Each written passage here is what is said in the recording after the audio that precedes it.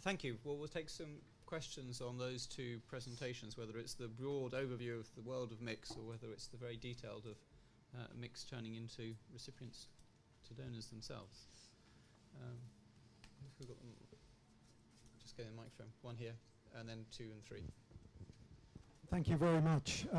Andy Norton, Research Director, ODI. Question to John. Great presentation. The global public spending formula seems to imply a global polity or a global government. And I've got kind of mixed feelings about where you're going with that.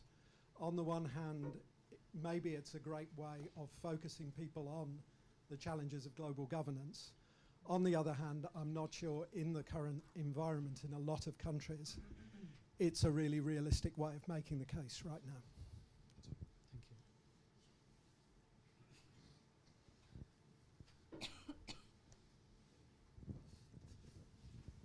you. Hello. Ichiro Yamamoto, JICA representative to the European Union based in Brussels. Perhaps I would like to make a comment as a supplement to what Jonathan and Juanita discussed discussed. When we discuss aid to middle-income countries, I'm always obsessed with the perennial question whether we should give aid to rich people in poor countries or poor people in rich countries. And the good case in point in China. Japan is still providing aid to China, although not in a massive scale as before.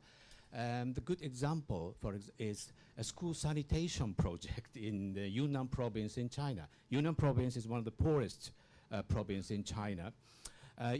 You may not believe in it. School sanitation project in China where they launch a rocket to missiles, not rockets to the moon, or build the skyscrapers or rapid railways. But there are a number of schools who have no running water or toilet in the Yunnan province. I saw it as a member of the evaluation mission there.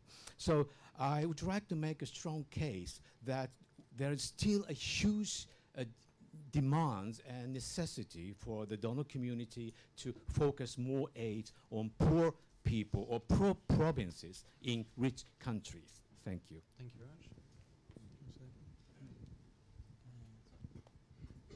So good morning, everyone. My name is Rodrigo Salvador. I work for the African Development Bank, and my question is quite specific. You know that IDA and the AEF, we not only based our graduation on income, but also on creditworthiness. Countries like Djibouti or Sao Tome, they have high GNI per capita, but they will not graduate soon because of the creditworthiness. My question is whether you actually have put that into consideration, because, for example, in the case of Ghana, it's still an IDF country, and it's not that we actually graduated them when they are high-income countries.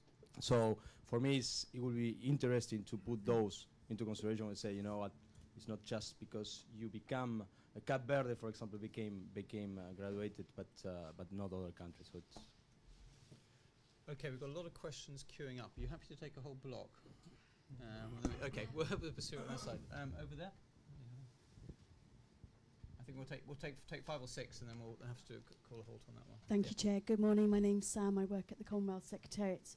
Really found those presentations engaging and stimulating, and this issue is an issue very close to the heart of the Commonwealth. We have 34 small, very vulnerable states, many of whom are middle income and have been cut off. They have perennial issues about graduation.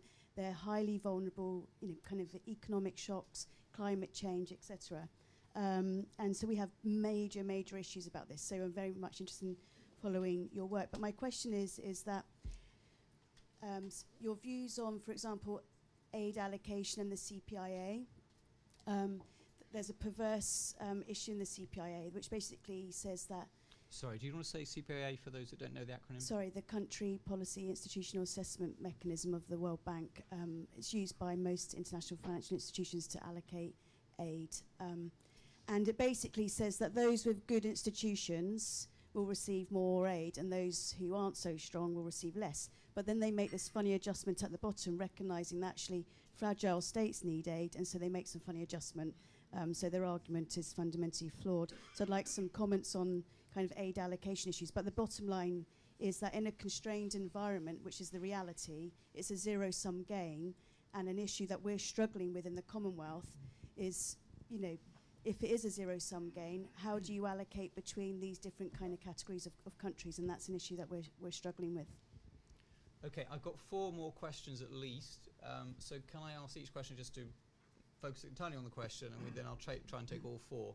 But I've got 1, 2 at the back. John, I think you had a question, and then Romy, you want to come in as well. We will your chance after after the final present. We'll have another chance to come back for questions. So let's take this block.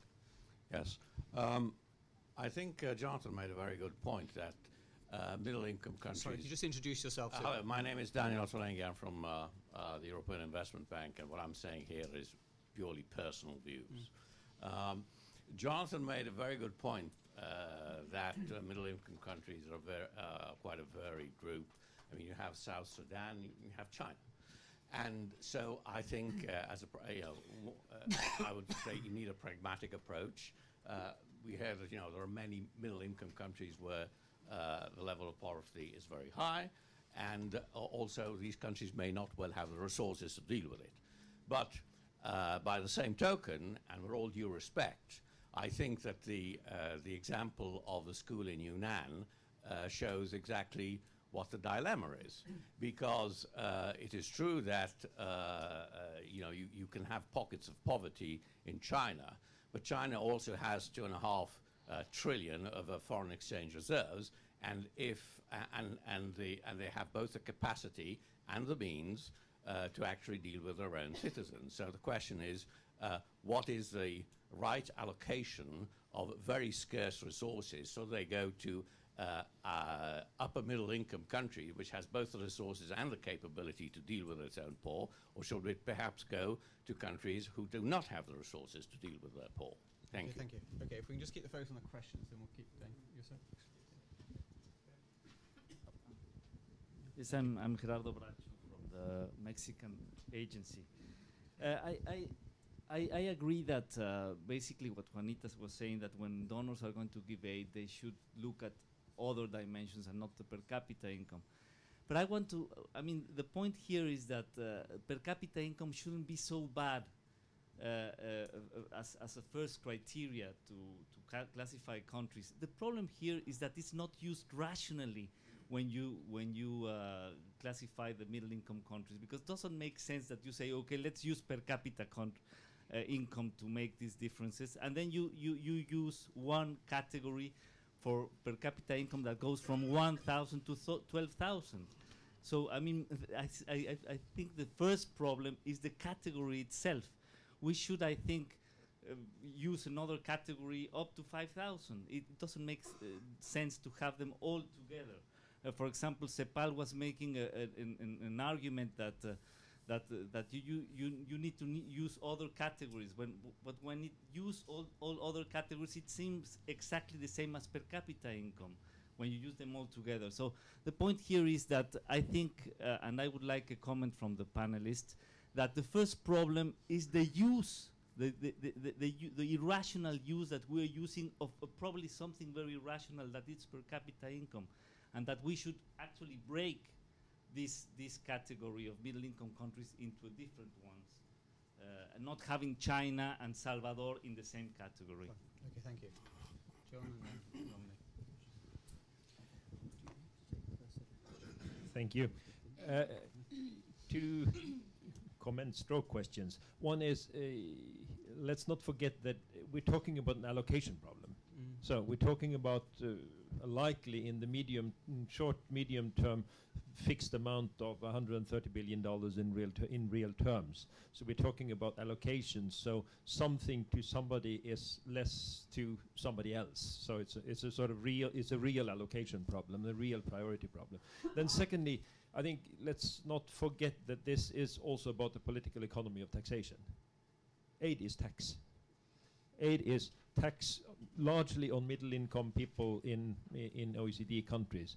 So I think the political economy question becomes, how do you convince the middle-income taxpayer in UK and the Nordic countries that paying more taxes, paying more taxes than high-income citizens in India or Colombia is in order to finance education and health in middle-income countries is just. I think that's the real political economy challenge to me. Thank you very much. Anne Romley. Two questions, but very quick. The first one really follows up from what John was saying, that I think, you know, in the UK, the issue about aid to India is partly because India is seen as a competitor. So why should we be giving money to our competitors? And I think yesterday there was a lot of discussion about changing the goals of development assistance away from just poverty reduction, also towards shared objectives around growth and climate change and so on. But actually, it may not always be in our interest, in the public interest here, to say, let's promote our competitors. So I think we need to think about that in the political economy terms. Very quick question. You didn't talk about this, Johnny, but one of the arguments that's often used for aid to mix is that we can then influence them around issues like inequality, global public goods, and so on. How much evidence do we have about how effective that influencing actually is? Okay, look, thank you. I'm sorry, I'm going to have to cut at this point. Winnie, do you just want to briefly give some pointers on that one, and then Jonathan as well? I think we're going to try and keep it quite short so we can keep time for the other presentations as well. But great to see a number of questions your presentations have generated. Winnie. Yes, thank you. No, I just want to mention that, well, this discussion is part of what we are living right now in our countries. That's what we're thinking, because we know that. But it's a challenge for us, really. It's a challenge at the country level to deal with X donor, Z donor, and to try to say, no, I have a financial crisis right now, I'm sorry, I need to leave. And then another one said, no, look, I have to bring and to tell my citizens in my country why I'm still here, and I don't have arguments to do that. So I think that's the main challenge for us, and that's why I'm very happy to be here and to begin thinking, and that's, I think, the academy and all our actors can come and to think together in order to see how we're going to solve this. I don't have the answer. I deal with this every day, and we try to see with development actors at the country level, and also with our local territories, citizens, also because we're also offering money. I know what happened and how do you feel when explaining your citizens that, because we also have that from the civil society, we have that from the parliament, we have that. And, well, we try to, but we don't have the answer. So I think that's an invitation, really, because we need a strategy, we need to think, we need to create something in order to see how we're going to move forward, because that's the reality. This is yesterday and today we saw what is the reality, how the climate change, how the environment is also bringing new challenges into the arena. And we need to do something. And we don't have to wait until an earthquake attack our country to explain to citizens, you see, we have to maintain the water in the jungles of South America. You see, we have to be careful with the water of the world. So it's not waiting this, but trying to prevent and how we're going to work toward this. That's the only thing I wanted to say. Thank you. So thanks very much for those questions. Really, really interesting. Let me see if I don't know what order to answer them, really. I mean, firstly to say that,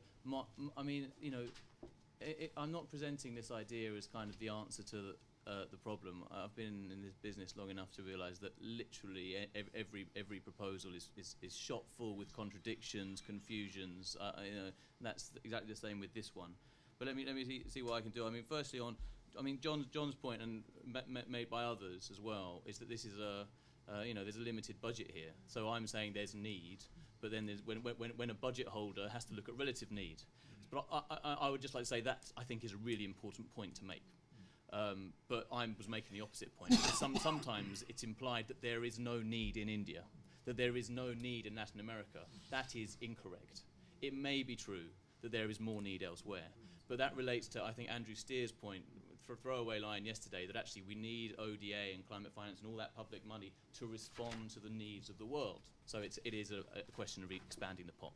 So but that's a case to be made, because currently the aid idea is gradually we're going to reduce the pot as we deal with poverty. You know, that's the traditional aid idea. We won't need aid in 50 years' time because we'll all be mixed.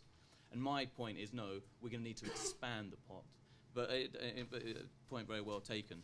With regard to the role of aid in places like China, provinces, and then your point, Daniel, I mean, my argument there would be, again, it's not an answer, unfortunately, but the work I did to look at the history of aid, and this also responds somewhat to Gerardo's point about the categories. Yes, we can definitely improve the categories we can use, and you're right, income per capita is generally a very good analogy, or I can't think of the right word, but for other poverty measures. I mean, it's not totally out there. It's linked. Mostly income per capita going up means that things are getting better. Nevertheless, we need to. It's not. What my point is, it's not necessarily a great way to decide what aid policy should be. Why? Because if you look at aid to Mexico 20 years ago, it's more or less the same as it is now. The taxation problem you raised, middle-income taxpayers in Britain paying for goods and services that the rich in Colombia won't pay for. Well, what's different? What's different now than in 1990, than in 1980? And what's different about the incentives that you raised, Romilly? I mean, very, very good point about where's the evidence. I think that's a really good point. But my question would be, aid to India has always been a tiny percent. It's generally been a tiny percent in Latin America. If it was right in the 1980s and the 1990s, what's changed now? And that would be my answer. And I don't think there is a great deal of evidence, but frankly, I don't think there's a great deal of good evidence that aid works anywhere. I mean, that's what we spend our lives doing, and we all know that it's terribly flimsy. So, it's worth having the discussion, but I don't think it's in any way kind of a particularly strong argument to say that now, in 2012, we need to reduce aid to mix because it's only a small proportion. And then with regard to Andy's point about whether this is a good kind of line to take, I think it's an important line to take, and even if, sometimes you have to kind of respond to people's views, even though they're strongly held. I mean, my view is, and it was interesting yesterday, we all know that the private sector is massively globalizing. There's a huge amount of private money at a global scale. We heard yesterday, I thought very interestingly, about how the civil society and philanthropy is globalizing. We could call that the third sector. In Britain, we have a third sector. We now have a massive global third sector. So my question is, you've got private sector, you've got the third sector. What's the future of the public sector at a global level? And my general point is, the traditional understanding of aid is that the public sector at general level, which is basically aid at the moment, gradually diminishes to zero. And my argument is no, the future of the world, it's a very grand thing to say, is that you have a globalized private sector, yes, a globalized third sector, and to some extent, and at a much lower level, we're talking 0.5% rather than 30 or 40% in our country, something of a global public sector. And I recognise the accountability issues, we've seen it in the EU, we all know about them, and to have that at a global scale, the democratic deficit is going to be, very, very difficult to deal with. Nevertheless, is it a vision worth talking about and working for? And I think that most people, thankfully, the public sector is now no longer a dirty word. I mean, very few countries in the world will describe a president as socialist for trying to implement the very basics of healthcare, for instance. Thankfully, the rise of the emerging countries has challenged that entirely, and that kind of radical kind of nonsense is now no longer considered normal. The term public sector is actually gaining ground, I would argue, globally. And a lot of the people out on the streets in Spain and Greece complaining about the situation very much pro more public sector. At a global level, it's a different argument, but okay. Yeah. Well, that will do for now. That'll do. John, thank you very much indeed. It's been a great way to start us off.